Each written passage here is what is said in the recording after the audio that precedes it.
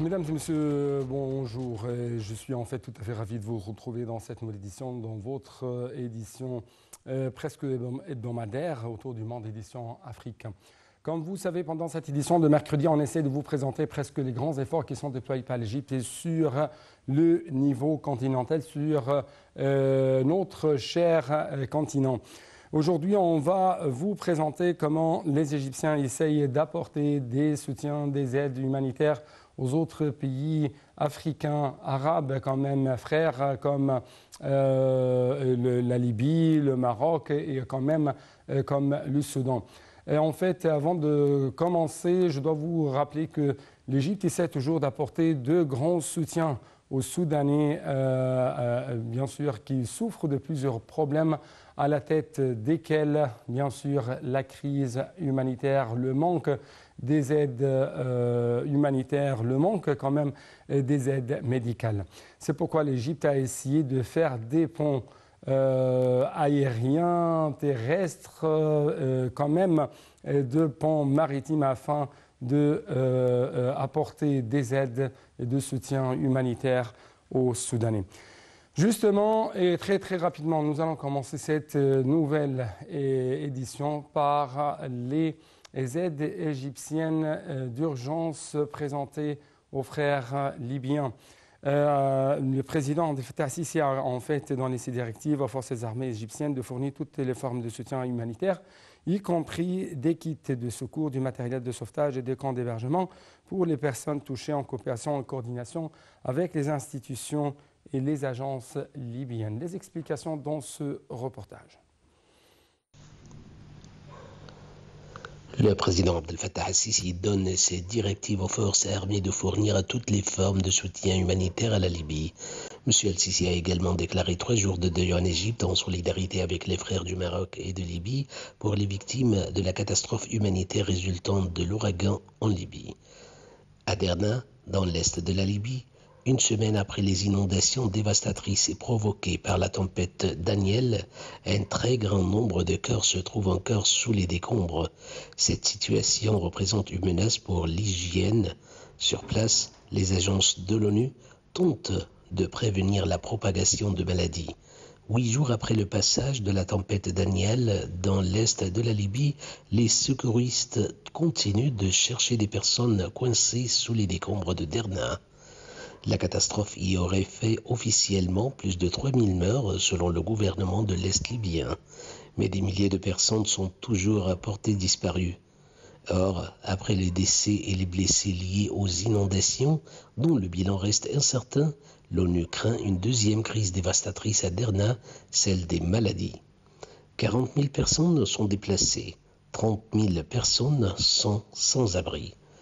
Elles manquent d'eau, de nourriture et de produits d'hygiène, d'où les risques importants de choléra, de maladies diarrhéiques, de déshydratation et de malnutrition liées à la contamination de l'eau et au manque d'hygiène.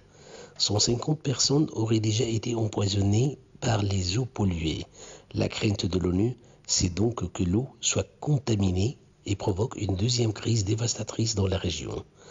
Des trousses médicales d'urgence ont été distribuées aux établissements de santé par l'UNICEF afin de soutenir 15 000 personnes pendant 3 mois. Le Haut-Commissariat de l'ONU pour les réfugiés distribue de son côté des kits de secours de base comprenant des couvertures, des bâches en plastique et du matériel de cuisine à 6200 familles déplacées à Derna et Benghazi, la grande ville de l'Est libyen. Par ailleurs, des rations alimentaires ont été distribuées à plus de 5000 foyers par leur programme alimentaire mondial et 28 tonnes de fournitures médicales ont été expédiées par vol affrété par l'OMS. Enfin, les organisations internationales déconseillent l'enterrement des cœurs dans les fosses communes, comme cela a été le cas pour 1 millier de morts à ce jour, pour ne pas aggraver le traumatisme des populations. Les besoins en santé mentale sont immenses, estime Médecins sans frontières, et c'est une autre priorité de l'ONG française dans cette période de l'après-choc. avec la prise en charge des maladies chroniques, puisque les infrastructures de santé ont été détruites et qu'il n'y a plus de stock de médicaments. Il n'y a jusqu'à présent aucun communiqué sur des victimes ou quand même des blessés parmi les Égyptiens à la suite du séisme qui a frappé le Maroc. C'est ce qu'a déclaré samedi Madame Soha Guindi, ministre d'État pour les immigrés et les affaires des Égyptiens de l'étranger. Dans un communiqué samedi, Madame Guindi a souligné suivre le développement de la situation du séisme qui a frappé le Maroc. Frère a exprimé elle a de même exprimé ses vœux cordiaux de sécurité au Maroc, au gouvernement, au peuple, et a adressé quand même ses condoléances aux personnes qui ont perdu leur vie et leurs proches quand même. Donc plus d'explications, plus d'éclaircissements dans ce reportage de Marwa Arafat Bousela. Al-Sisi a enjoint d'apporter immédiatement des aides humanitaires et des services de secours acheminés par air ou par la mer pour soutenir les frères du Maroc, selon le porte-parole de la présidence de la République, le conseiller Ahmed Fahmi. Le Maroc a annoncé la mise en œuvre d'aides d'urgence visant à soutenir et reloger les habitants d'environ 50 000 bâtiments endommagés par le puissant séisme ayant frappé le pays la semaine dernière. Les habitants affectés doivent être relogés de façon provisoire dans des structures conçues pour résister au froid et aux intempéries ou dans des sites d'accueil aménagés avec toutes les commodités nécessaires. C'est ce qu'a indiqué le cabinet royal dans un communiqué publié à l'issue d'une réunion présidée par le roi Mohamed VI.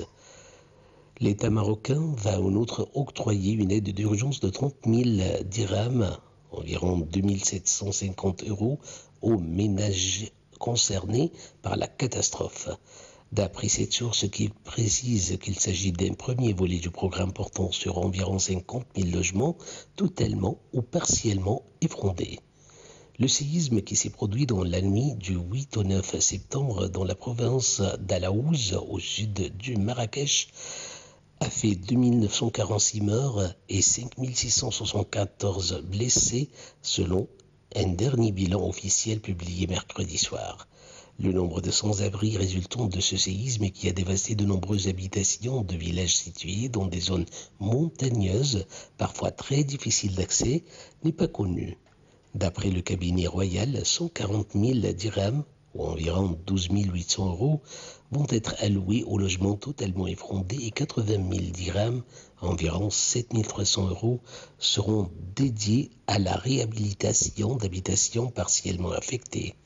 Face à l'ampleur de la catastrophe, les autorités marocaines ont sollicité des pays comme l'Espagne, la Grande-Bretagne, le Qatar et les Émirats arabes unis pour envoyer des équipes de recherche et sauvetage. La Croix-Rouge a lancé un appel de fonds d'environ 100 millions d'euros afin de soutenir les opérations de secours. À l'égard de la question palestinienne, à l'égard de la crise soudanaise, à l'égard de la crise du développement durable au niveau continental et mondial, M. Sameh Choukri, notre ministre égyptien des Affaires étrangères, a présenté des messages très forts devant les réunions annuelles de l'ONU, devant la 78e réunion annuelle de l'ONU. Justement, à propos quand même le développement durable, l'Égypte a souligné l'importance de l'engagement de la communauté internationale à l'accélération du rythme de réalisation des objectifs de développement durable ODD face aux crises internationales successives qui ont perturbé le processus de développement international et ses acquis ces dernières années. Les crises en question ont également mené à la baisse des taux de croissance mondiale, à la hausse des taux d'inflation, à la fluctuation de flux d'investissement, au recul de la sécurité alimentaire et énergétique, à la détérioration des dettes des pays en développement. Ces propos ont figuré dans l'allocution de l'Égypte donnée lundi par le ministre égyptien des Affaires étrangères Sameh Choukri devant le sommet des objectifs de développement durable dont les travaux se sont ouverts au siège des Nations Unies à New York aux États-Unis. Ce Choukri a présidé quand même la délégation égyptienne participant à cet événement en présence de la ministre du Plan de développement économique Hala Saïd. Le ministre des Affaires étrangères a jugé impératif de prendre des démarches immédiates pour renforcer les capacités des banques multilatérales de développement à offrir le financement nécessaire au développement en fonction des priorités nationales des pays en développement, de mettre en exécution les obligations des pays développés, y compris leur soutien à une transition équitable, à la croissance verte, et d'activer les ententes conclues lors de la COP27 à Sharm el-Cheikh au sujet du fonds de pertes et de dégâts selon le porte-parole. Le communiqué de l'Égypte devant le sommet des ODD a passé en revue les priorités de l'Égypte pour mettre en œuvre son agenda pour le développement Vision Égypte 2030, y compris l'initiative Vie décente, notant que l'Égypte se concentrait sur le développement de ressources humaines, a-t-il ajouté.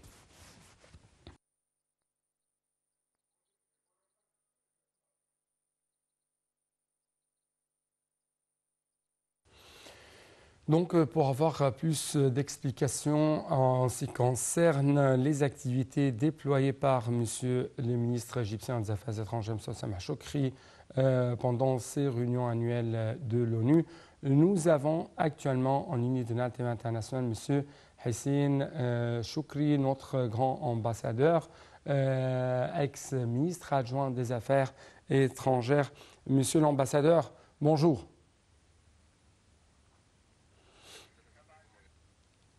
Donc, encore une fois, nous attendons le contact téléphonique, l'intervention téléphonique avec monsieur l'ambassadeur. Justement, on va prendre une toute petite pause.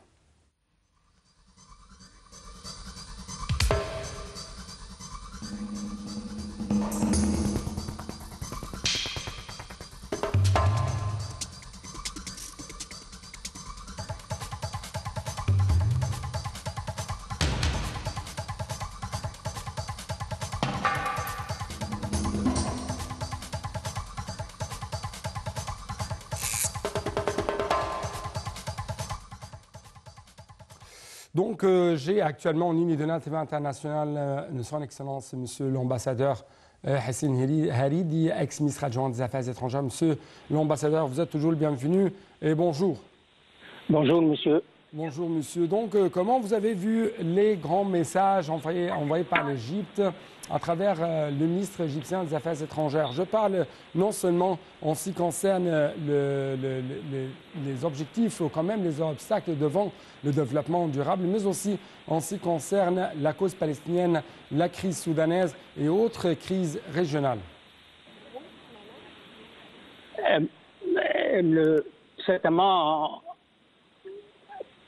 en discutant la 78e session de l'Assemblée générale des Nations unies, certainement on s'attarde pas seulement sur les positions égyptiennes, mais les positions des responsables de l'ONU, ainsi que les autres responsables tels le président américain, le président brésilien, le président turc, qui se sont succédés devant l'Assemblée, la plénière de l'Assemblée générale hier pour exposer les positions de leurs pays respectifs concernant les défis majeurs auxquels le monde fait face.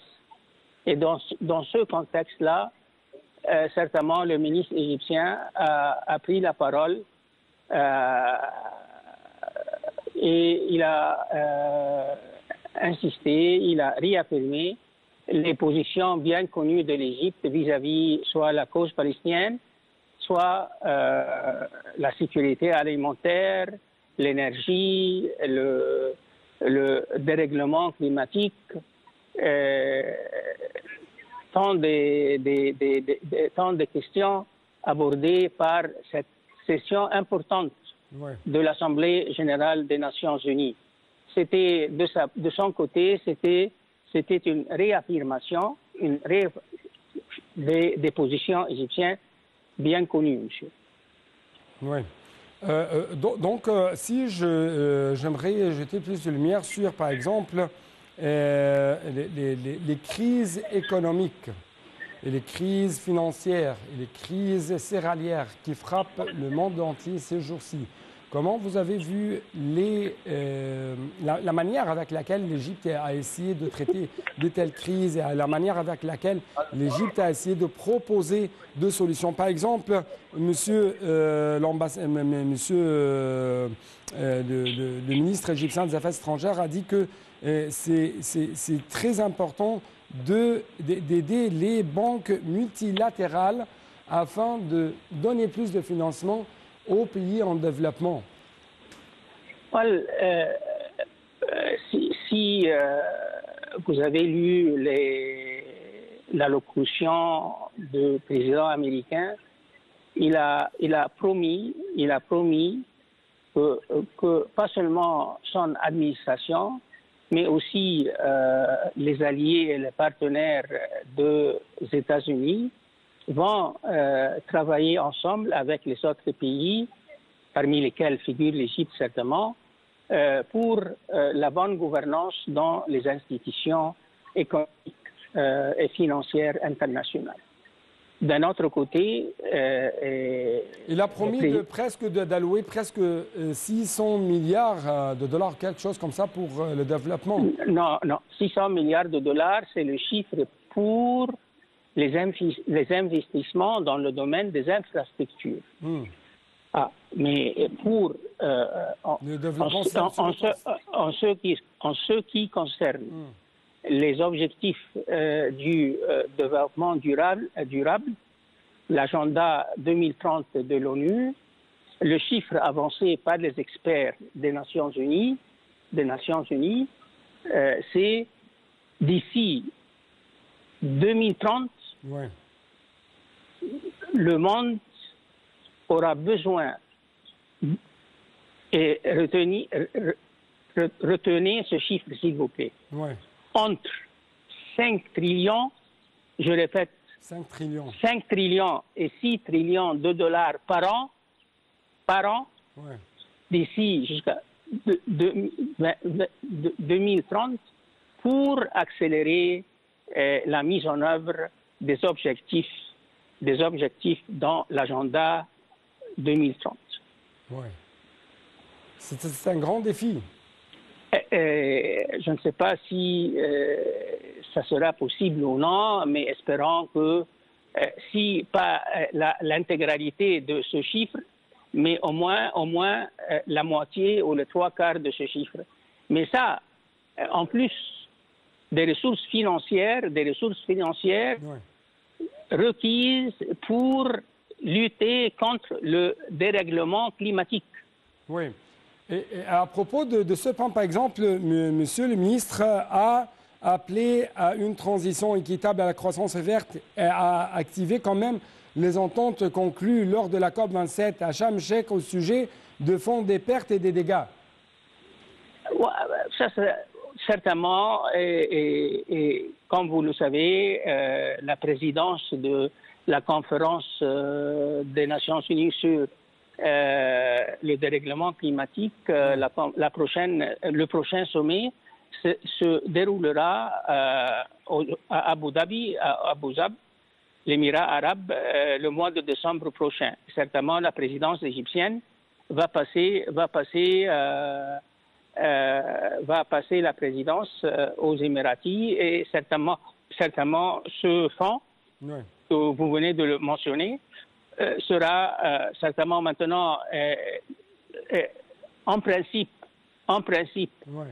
ce fonds a été établi lors du sommet de COP27 le mois de novembre dernier à Sharm el-Sheikh. Maintenant, nous avons besoin de ressources financières.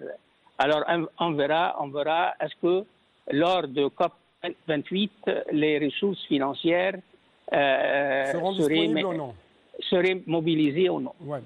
Monsieur l'ambassadeur, votre Excellence Hissène Haridi, merci beaucoup pour nous rejoindre. Merci, monsieur. Merci de nous donner de quel éclaircissement, de quelle figure très importante, très précise pour moi personnellement, pour les autres téléspectateurs. Encore une fois, merci. Et donc, chers téléspectateurs, nous devons clôturer cette édition par ce reportage sur la participation et les activités de la part de notre ministre de l'Aviation civile au sommet de l'aviation africaine 2023 qui s'est tenu dans la capitale nigériane, Abuja. Donc, je dois vous laisser avec ce reportage. Je vous dire merci et à la prochaine.